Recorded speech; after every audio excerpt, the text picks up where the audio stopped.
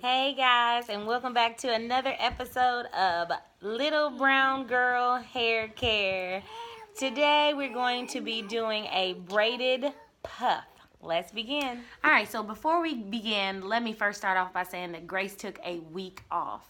With 4C hair, sometimes it's good to take a break. It cuts down on the tension around the edges and just throughout the hair in general. So we took a week off from braids and twists and stuff like that. And she's just been wearing her natural hair out. And that time, what I usually do is give her a little bow. I'll put in the description box a tutorial on how to make these little bows.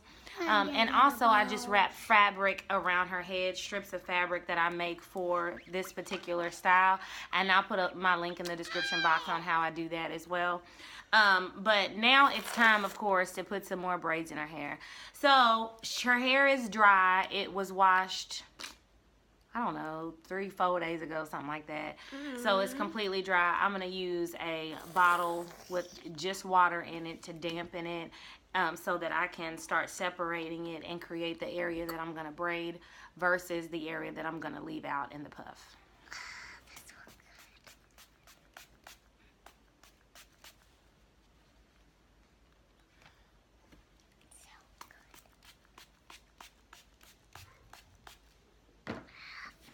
This was so good. That.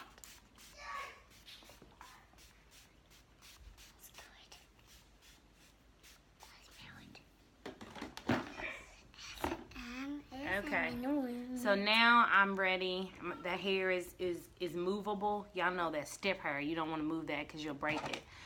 So now the hair is movable, and I'm going to be able, looking for a comb, of course when I need something I can't find it, to go ahead and start parting. See how much easier the comb goes through it once it's wet.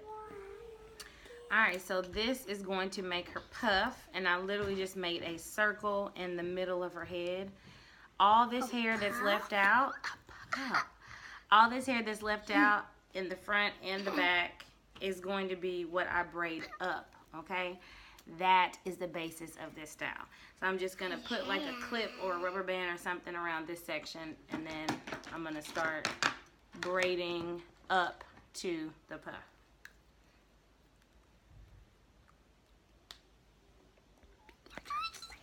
Remember when you're braiding that your first braid is your anchor braid. That's what I call it. It's kind of the braid that anchors the rest of the braid and sets the tone for the pattern that you're going to be going in. So it's really important that your anchor braid is centered however you want. I want my anchor braid to be in the center of her forehead. You see that? And so I kind of use this area to create how that anchor braid kind of sits on the hair. And remember always to angle towards the back. There's more hair here, space here, than it is back here. All right, so make sure you remember that as you're parting, to create braid patterns. For every part, I get some of my hair crack.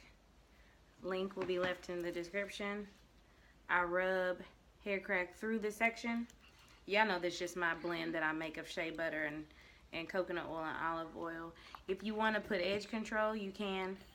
I pretty much don't care that much about that. And then I begin to braid this section.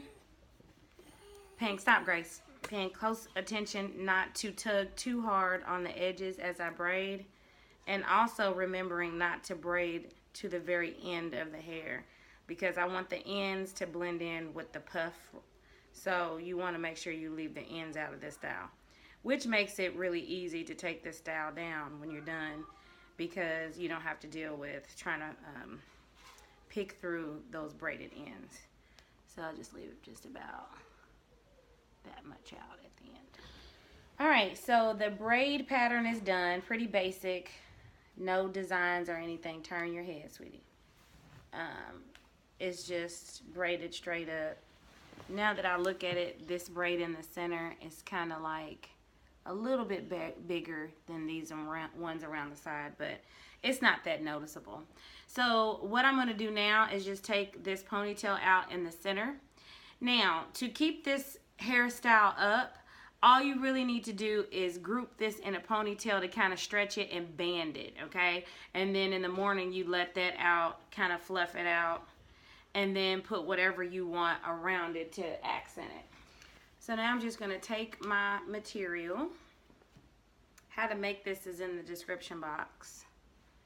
And I'm going to just kind of measure them out. And I'm just going to tie it around the puff very, very, very loosely. Make a little bow. And if you want to like secure this with a bobby pin or something, you can, because it is like super, super loose. But there you have it, and then the puff is in the back. Now to make this puff even bigger, of course, you could plait it in huge sections and then take it out. It's totally up to you. For today, this is perfectly fine. Hold your head up. Yay! Thanks for watching this video. Make sure to like, subscribe. And then give a thumbs up. Give a thumbs up. Bye! Bye.